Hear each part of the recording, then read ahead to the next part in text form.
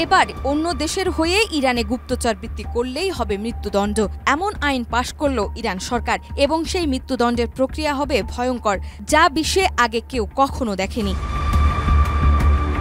গুপ্তচর বৃত্তি প্রমাণিত হলে মৃত্যুদণ্ড এবং সম্পত্তি বাজেয়াপ্ত, এমন কঠোর শাস্তির বিধান রেখে একটি সংশোধিত আইন পাশ করেছে ইরানের সংসদ। বিপুল ভোটে পাশ হওয়া এই আইন অনুযায়ী যদি কেউ শত্রু রাষ্ট্র বা গোষ্ঠীর পক্ষে গুপ্তচর বা গোপন অপারেশন চালায় তার বিরুদ্ধে মৃত্যুদণ্ড কার্যকর করা হবে এবং ব্যক্তিগত সম্পত্তিও রাষ্ট্রের নিয়ন্ত্রণে চলে যাবে।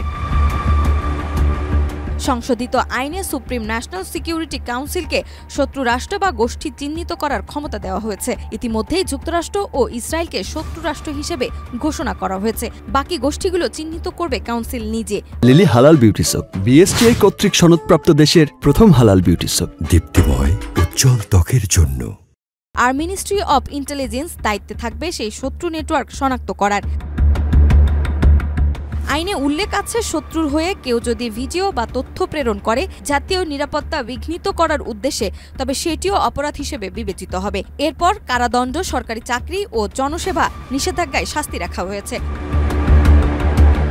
সর্বশেষ বিতর্কিত অংশটি হল, মৃত্যুদণ্ড ছাড়া অন্য কোনো সাজার বিরুদ্ধে আপিল করা যাবে না, আর মৃত্যুদণ্ড রায় হলে সর্বোচ্চ 10 দিনের মধ্যে সুপ্রিম কোর্টে আপিল করার সুযোগ থাকবে।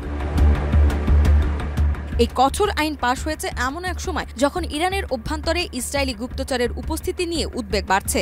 সাম্প্রতিক হামলার ঘটনায় ইরানি ভূখণ্ডে চিহ্নিত হয়েছে গুপ্তচর নেটওয়ার্কের তৎপরতা। নাজমা, মাই টিভি।